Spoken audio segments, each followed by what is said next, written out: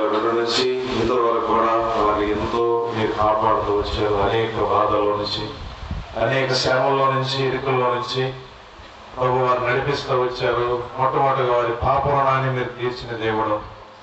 తిరిగినైనా ఇప్పుడు వారి భౌతికమైనటువంటి రుణం కూడా ప్రభు వారి జీవితంలో ఎంతో వారిని బాధిస్తూ వచ్చినప్పుడు అద్భుతంగా ఏది కూడా నష్టం కాకుండా వారి యొక్క చేతులు కష్టార్జితం ద్వారా తానును కుమారులను లోపల నుండి తలుపు మూసి కుమారులు తెచ్చిన పాత్రలు నూనె పోసెను.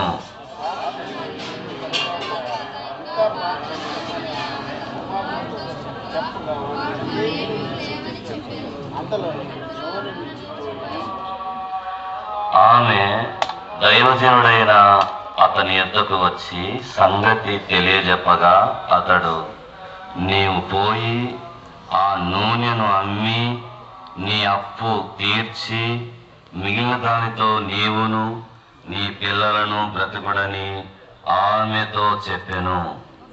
ఒక దినమందు ఎలీషా,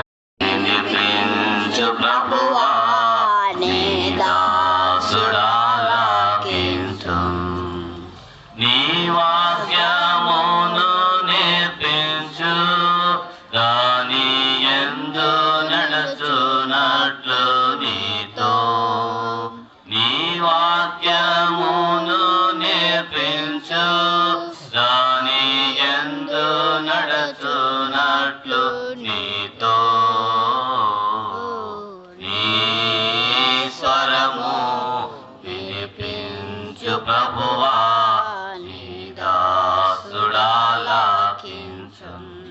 ప్రేమ కలిగిన మా ప్రియ పరలోకపు తండ్రి, మా పరిశుద్ధమైన దేవ, ఈ రాత్రికాల సమయంలో ఆమోస్ గారి యొక్క ఇంటి దగ్గర ఏర్పాటు చేయబడిన ఈ కృతజ్ఞత స్తుతి కూడికను బట్టి నీకెంతగానో వందనాలు, స్తోత్రములు చెల్లిస్తూ ఉంటున్నాం.